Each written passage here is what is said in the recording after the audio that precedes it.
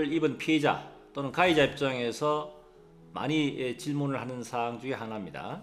교통사고 중상해 사고를 입었을 때 이것이 형사적인 처벌 대상에 해당되는데 이것이 실질적으로 피해자나 가해자 입장에서 어떻게 법적인 처벌의 대상이 되고 어떤 식으로 이것이 해결을 해야 될지에 대해서 오늘 간단히 살펴보는 시간을 갖도록 하겠습니다. 중상해 이것이 예전에는 중상해에 대한 부분이 교통사고 처리 특례법상의 형사처벌 대상이 안 됐던 시절이 있었습니다. 교통사고 처리 특례법이라는 것을 우선 간단하게 말씀드리자면은 일반적인 교통사고는 형법 268조에 중과실된 책임을 지도록 적용을 받습니다. 그런데 교통사고 처리에 대한 특례를 1981년도죠. 특례법이 생겨서 교통사고를 낸 가해자가 종합보험에 가입되어 있는 경우에 있어서는 반의사 불벌죄를 적용하고 보험회사의 종합보험에 가입된 특례를 적용해서 일정 사고인 경우가 아닌 경우에서는 형사처벌을 받지 않도록 공소권이 없는 이런 처벌의 특례를 적용한 것이 교통사고 처리 특례법입니다. 여기서 예외적인 경우는 뺑소니 사고라든지 사망사건 그리고 12개 예외 사고를 제외하고는 중상해라 하더라도 형사처벌 대상이 안 됐습니다.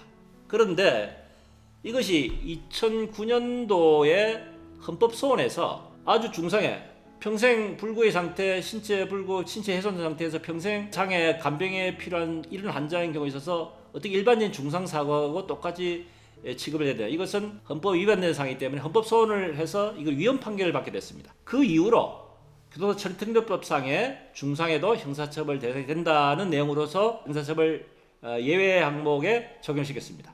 그래서 반드시 형사합의를 해야 되는 이런 내용으로 해서 중상해가 추가 개정됐다는 이야기입니다. 자, 그런데 중상해 일반적인 사망사고, 뺑소니 사고, 그 다음에 12개 예외 항목 사고와 차이점에 대해서 살펴보면은 중상해 사고 아닌 사망, 뺑소니 12개 항목 사고는 피해자, 가해자가 피해자고 형사합의를 하더라도 별도로 형사처벌을 받게 됩니다. 하지만은 중상해는 형사합의를 받게 되면은 반의사 불벌죄에 적용을 해서 형사처벌을 받지 않고 공소권이 없이 된다는 것이 차이점입니다. 자, 그런데 이 중상해에 대한 부분이 사실은 뚜렷한 기준 자체가 명확하게 정해진 기준이 없습니다. 보편적으로는 그냥 평생 불구의 상태, 신체 훼손 상태로서 영구적인 장애가 계속적으로 남는 상태를 일단 기준을 하고 있는데 이 기준 자체도 명확하게 사실은 애매모호해서 사실 실제로 수사 단계에 있어서는 중상해에 대한 의사 진단을 발급하더라도 조사관 입장에서는 다시 주치의한테 공문을 보내가지고 중상해에 대한 부분에 대해서 다시 한번 질의를 해서 확실하게 중상해 여부에 대한 질의에 대한 내용에 대한 해신을 받아가지고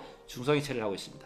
그래서 이것이 애매모호한 경우에 있어서는 오히려 경찰 단계에서는 중상해에 대한 부분을 지금 현재 확정 지을 수가 없다고 판단되면 일단 사건 종료를 시키고 그냥 사건 종료를 시킨다는 것은 그냥 이 상태에서 공소권 없이 처리를 하고 추후에 중상해에 대한 확실한 진단이라든지 확실한 의사의 영구적인 장애가 나왔다는 이때는 다시 추가로 검찰에 고소를 해서 중상해에 대한 형사처벌을 시키도록 이렇게 하는 경우도 있습니다. 이제 중상해 기준은 사실 형사처벌 대상이 되는 사안이기 때문에 굉장히 가해자 입장에 매우 중요한 사항이고 그렇기 때문에 이 엄격한 기준에서 이루어진다는 것이기 때문에 사실은 실무적으로 상당히 좀 어떤 쟁점이 되는 요소라고 말씀드릴 수 있습니다. 자, 오늘 이 시간은 일반적으로 교통사고로 해서 중상이 아닌 중상해 이것이 어떤 것이고 이것이 실질적으로 실무적 어떤 식으로 처벌 대상이 되는지에 대해서 간략히 살펴보는 시간이었습니다.